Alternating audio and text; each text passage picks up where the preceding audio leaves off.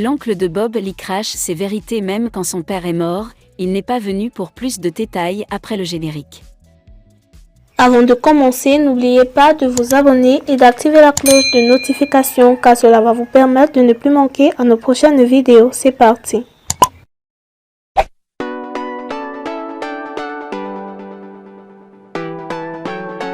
Cet homme est tout Emmanuel Keita ébahi par un geste de Mollard hier 11 juillet 2023. Emmanuel Keita a été reçu en audience par le patron de M Group, Mollard. Les deux personnalités ont eu une discussion enrichissante qui a conduit à la signature d'un chèque. Emmanuel Keita est en Côte d'Ivoire depuis plusieurs semaines pour la réalisation de divers projets. En plus de son émission qui passe actuellement sur NCI, Emmanuel Keita prépare un événement de divertissement dénommé EK Brunch. Elle a alors été reçue par le promoteur d'événements ivoirien Maury Le Mollard. Ce dernier a apparemment soutenu sa conséhure avec une somme considérable selon le témoignage de la concernée. Kakou Sando, qui se présente comme l'oncle de l'activiste ivoirien Bob Lee mort aux États-Unis, s'est prononcé dans une vidéo sur les réseaux sociaux. Il s'est exprimé sur le lieu d'inhumation de l'activiste et ses rapports avec les parents du village de son vivant. Selon lui, lorsque Bob Lee a perdu son papa et il n'est pas venu aux funérailles. À en croire Kakou Sando, Bob Lee ne s'intéressait pas à son village d'Ivo.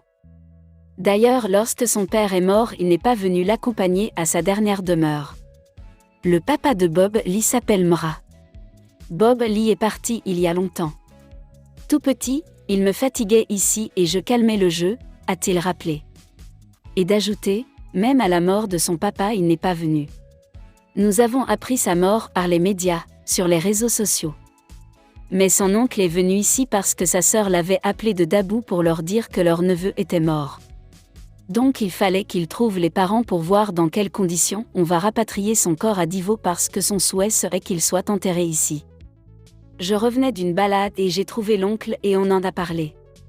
Il m'a aussi donné le numéro de 7 qui est à Dabou. Kakou Sando a indiqué que si ceux qui tiennent à rapatrier le corps au village ont les moyens de prendre tout en charge jusqu'au cimetière de le faire. Il a par ailleurs fait savoir qu'ils n'ont pas d'argent pour prendre les obsèques en charge.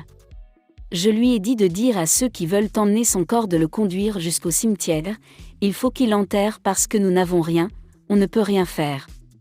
S'ils peuvent supporter jusqu'au cimetière, nous sommes partants. Mais si c'est pour autre chose alors ce n'est pas la peine, il faut qu'on l'enterre là-bas. Ça a été décidé à l'unanimité, a-t-il souligné. Quand j'ai rendu compte au grand frère, il a dit que quelqu'un qui ne nous a pas servi et c'est son corps que nous allons recevoir. Et mon petit frère a dit que si les gens peuvent tout faire, ce n'est pas grave. Mais si nous devons dépenser, c'est que ce n'est pas la peine, qu'on l'enterre là-bas aux États-Unis, a-t-il coupé court.